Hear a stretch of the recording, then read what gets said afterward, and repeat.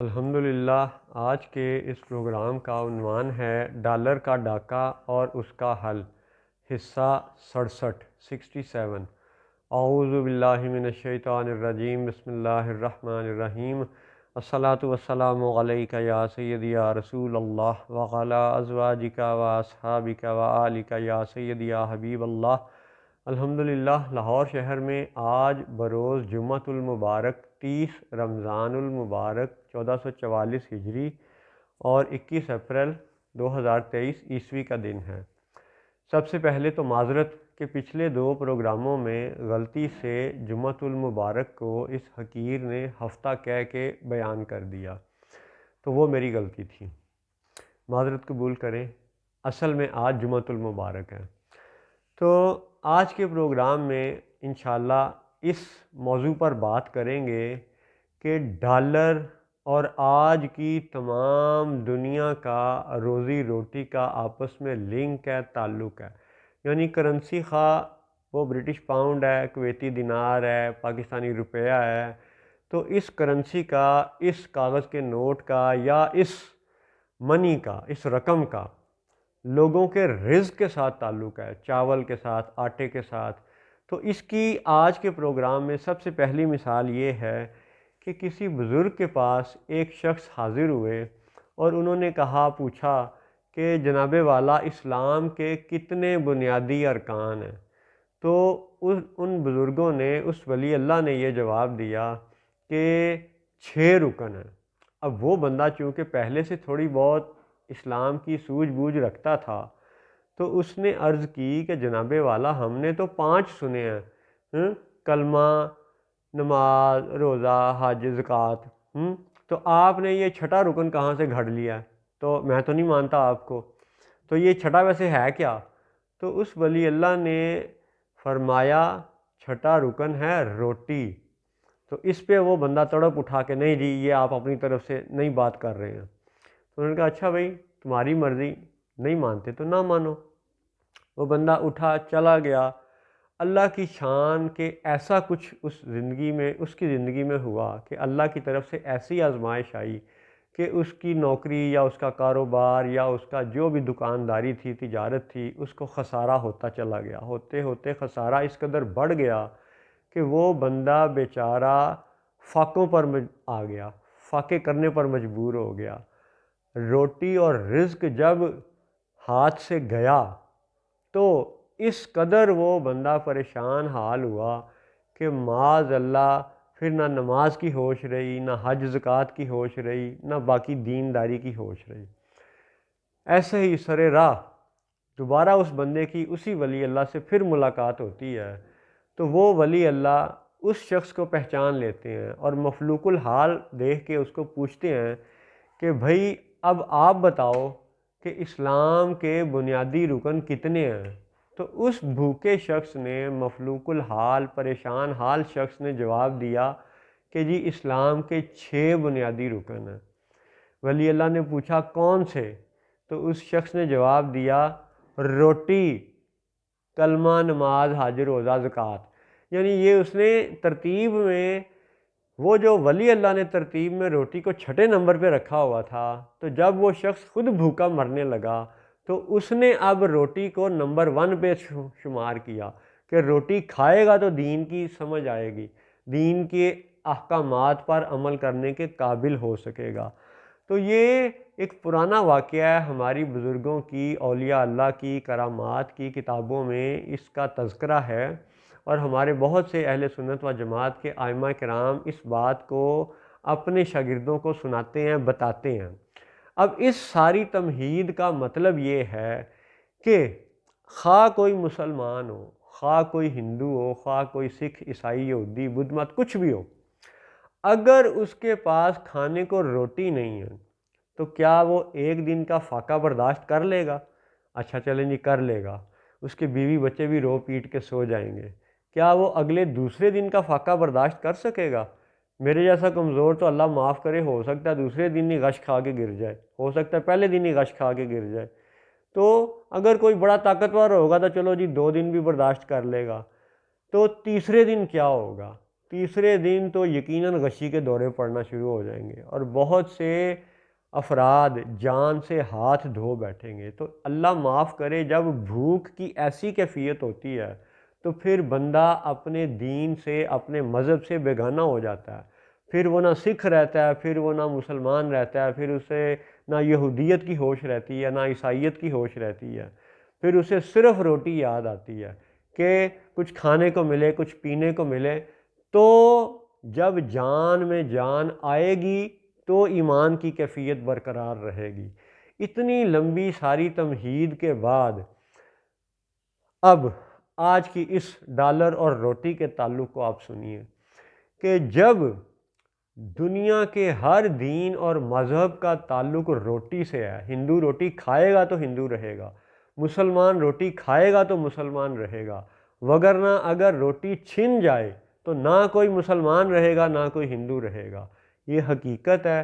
اور آج کی حقیقت یہ ہے کہ جس طرح برطانیہ نے بندوق کے زور پر ساری دنیا کو غلام بنایا، تو اس نے انگریزی زبان کو تو گلوبل لینگویج کے طور پہ متعارف کرا دیا، ساری دنیا کو انگریزی پر تو لگا دیا، لیکن سارے بنی نوع آدم کو ایک کرنسی پہ نہیں لگایا۔ اچھا، اس سے متعلقہ اور باتیں سنیں آپ کہ کیا جب بھی کوئی تہذیب عروج پہ جاتی ہے، ترقی کرتی ہے، کیا جب بھی کوئی قوم دنیا میں یعنی پھیلتی ہے، حکومت کرتی ہے، اب اس کی حکومت میں وسعت ہوتی ہے، تو کیا یہ سب بغیر اسلحے کے، بغیر تلوار کے، بغیر بندوق کے ممکن ہے؟ نہیں، ایسا ممکن ہی نہیں ہے۔ آپ دیکھ لیں کہ سکندر اعظم جو صدیوں پہلے یورپ سے چلا اور پھر حملہ آور وہ اس قدر شدید قسم کا تھا کہ فتح کرتے کرتے وہ پاکستان کے علاقے جہلم تک، دریائے جہلم کے کنارے تک آیا۔ آج بھی جو سالٹ رینج میں کھیوڑا میں نمک کی کانیں ہیں، اس کے اندر تختیاں لکھ کر کے لگائی گئی ہیں کہ یہاں تک بھی سکندر اعظم کے فوجی ان کے گھوڑے پہنچے تھے، اور یہیں سے گھوڑوں نے نمک چاٹنا شروع کیا تو فوج کو احساس ہوا کہ یہاں تو کوئی خاص چیز ہے جو گھوڑے پتھر چاٹ رہے ہیں۔ پھر تب سے لے کے اب تک وہ نمک کی کانیں یعنی چل رہی ہیں اور نمک کی پیداوار دے رہی ہیں، اور الحمدللہ ہمارے اس سالٹ رینج میں دنیا کا بہترین ایڈیبل سالٹ ہے، کھانے کا بہترین نمک اللہ نے ہمیں دیا۔ چلیں آ جائیں، سکندر اعظم ہزارہا کلومیٹر یورپ سے سفر کر کے ہندوستان کے علاقے تک پہنچتا ہے، پاکستان کے موجودہ دریائے جہلم کے کنارے تک پہنچتا ہے، تو کیا وہ بغیر تلوار کے آیا تھا؟ کیا وہ بغیر اسلحے کے آیا تھا؟ نہیں، سکندر اعظم کا اعظم ہونا اس کی تلوار سے مشروط تھا۔ اسی طرح آپ دیگر قومیں دیکھ لیں کہ ہندوؤں میں ایک اشوک راجا تھا جس نے پہلے لاکھوں ہزاروں لوگوں کو قتل کیا، پھر بعد میں جب اسے ہدایت ملی تو اس نے توبہ کر لی، بعد میں وہ اچھا نیک حکمران بن گیا، تو کیا اس نے بھی تلوار کا استعمال نہیں کیا تھا؟ اسی طرح جب مسلمان دنیا میں پھیلے، ٹھیک ہے، ان کی سلطنت خواہ وہ ابتدائی سلطنت تھی یا بعد والی سلطنت عثمانیہ تھی، تو جب یہ بھی دنیا میں پھیلے تو کیا وہ بغیر اسلحے کے پھیلے؟ کیا وہ بغیر تلوار کے پھیلے؟ نہیں، ایسا نہیں تھا۔ اسی طرح آج آپ دیکھ لیں کہ آج اگر امریکہ اور اس کے اتحادی نیٹو یہ سب دنیا پہ جہاں چڑھتے ہیں اپنا اسلحہ لے کے چڑھ دوڑتے ہیں، خواہ کوئی بھی دوسرا ان کا مد مقابل ہو، اپنے اسلحے کے زور پر یہ دوسرے کے اوپر چڑھائی کر دیتے ہیں۔ یعنی یہ حقیقت رہی ہے تاریخ انسانی میں کہ خواہ کوئی عیسائی تھا، خواہ کوئی ہندو تھا، خواہ کوئی مسلمان تھا، جب وہ دنیا میں پھیلا تو بغیر اسلحے کے نہیں پھیلا۔ اب فرق کیا ہے؟ فرق یہ ہے کہ برطانیہ نے جب ساری دنیا کے لوگوں کو غلام بنایا تو ایک زبان تو اس نے سکھا دی انگریزی، لیکن ایک کرنسی کو نافذ نہیں کیا۔ ہاں، اب آئندہ جب بھی مسلمانوں کو موقع ملا اور جب بھی وہ بزور اسلحہ، بزور تلوار، بزور بندوق، بزور ایٹمی طاقت یعنی اسلحے کے زور پر، بندوق کے زور پر جب مسلمان دوبارہ سے اس دنیا پہ چھا جاتے ہیں یا عیسائی پوری دنیا پہ چھا جاتے ہیں، تو حقیقی خلافت کا پہلا سبق یہ ہوگا کہ بنی نوع انسان کو اگر اس کے مذہب سے جوڑ کے رکھنا ہے، ہندو کو ہندو اگر رکھنا ہے، مسلمان کو مسلمان رکھنا ہے، تو سب کا سانجھا اور مشترکہ معاملہ ہے روٹی۔ تو اس روٹی کا تعلق ہے کرنسی کے ساتھ۔ تو عدل و انصاف والی خلافت خواہ وہ المسیح عیسیٰ بن مریم علیہ السلام قائم کریں یروشلم میں رہتے ہوئے، یا امام المہدی قائم کریں مکہ میں رہتے ہوئے، تو ہر دو صورتوں میں ہوگا کیا کہ یہ فاریکس پیرٹی کا جو دجل ہے یہ ختم ہو جائے گا، یعنی ایک ایسی مشترکہ کرنسی رائج کر دی جائے گی کہ جس میں یہ اوپر اور نیچے کا فرق ختم ہو جائے گا، قیمتیں یکساں مقرر کر دی جائیں گی، اور بنی نوع انسان کو ٹیکسوں کے دجل سے نجات دے دی جائے گی۔ اسلام کا تصور یہ ہے کہ جب آپ سارا سال بزنس کرتے ہیں، کاروبار کرتے ہیں، پھر آپ کو اس میں سے جو منافع ہوتا ہے اس منافع پر زکوٰۃ ہے، اور وہ زکوٰۃ بھی اس صورت میں کہ اگر خاص ایک رقم تک، ایک سال تک وہ رقم آپ کے پاس پڑی رہے، اور اگر زکوٰۃ کی بات کریں تو وہ 1 سال مدت کی شرط ہے، اور اگر دیگر ٹیکس کی بات کریں تو وہ بھی اس صورت میں ہے کہ جب آپ منافع کی حالت میں ہوں۔ اگر ایک بندے کی دکان زلزلے میں ڈھہ گئی، وہ کہاں سے ٹیکس دے گا؟ اس پہ ٹیکس نہیں لگایا جائے گا۔ تو یہ ہے وہ بنیادی خد و خال کہ جب بھی آئندہ خلافت حقیقی، خلافت عدل، انی جاعل فی الارض خلیفہ والی خلافت قائم ہوگی، تو ایک زبان کے ساتھ ساتھ، یعنی خواہ آپ عربی کو مان لیں ویل اینڈ گڈ، انگلش کو آپ اختیار کرنا چاہتے ہیں آپ کی مرضی، لیکن مقامی زبانوں کو بھی تحفظ دیا جائے گا، اردو کو، پنجابی کو، پشتو کو، دیگر براہوی جو بھی دنیا کی زبانیں ہیں سب کو تحفظ ملے گا۔ اور اصل تحفظ کیا ملے گا کہ دنیا کی یہ جو کرنسی کا دھوکے والا نظام ہے یہ ختم ہو جائے گا، ایک ایکول کرنسی آ جائے گی، اور ٹیکسوں کا دھوکہ یہ ختم ہو جائے گا کہ بھئی حکومت آج کیا کرتی ہے کہ ملکی سرحدوں کے نام پر وہ ڈاکے کا ظلم کا بازار گرم ہے کہ جی آپ نے یورپ سے یا چائنا سے کوئی چیز منگوائی، ابھی وہ چیز آپ کی فیکٹری تک نہیں پہنچی، لیکن پہلے آپ حکومت کو اس میں سے 42% ٹیکس دے دیں۔ واہ، وہ 100 روپے کے پیچھے 42 روپے، بعض حالتوں میں 67 روپے، بعض حالتوں میں 100 کے بدلے 100 روپے، یعنی ابھی وہ چیز فیکٹری میں پہنچی نہیں ہے، کارخانے والے نے ابھی اس پہ کام شروع نہیں کیا، اس کو کانٹ چھانٹ کے اپنی اگلی پروڈکٹ نہیں بنائی، اس کو بیچ کے ابھی منافع نہیں کمایا، اور حکومتی ڈاکو اس قدر وہ بے غیرت اور ظالم ہیں کہ وہ پہلے سے تلواریں لے کے عوام کے سر پر کھڑے ہیں کہ ہمیں کسٹم ڈیوٹی دے دو، ہمیں یہ فلاں ٹیکس دے دو، ہمیں یہ فلاں ٹیکس دے دو، اس کے بعد وہ ٹیکس ادا کرے، کسٹم ڈیوٹی ادا کرے، تو 10 طرح کے جھمیلوں کے بعد مال ریلیز ہوتا ہے اور اس کی فیکٹری میں پہنچتا ہے، پھر وہ اپنی پیداوار شروع کرتا ہے، پھر وہ اپنی پیداوار بناتا ہے، پھر وہ اپنی مصنوعات کو بیچتا ہے، تو جب وہ بیچتا ہے تو اس کے بعد پھر اس پہ ٹیکس ہے، خریدنے والے پر علیحدہ ٹیکس ہے۔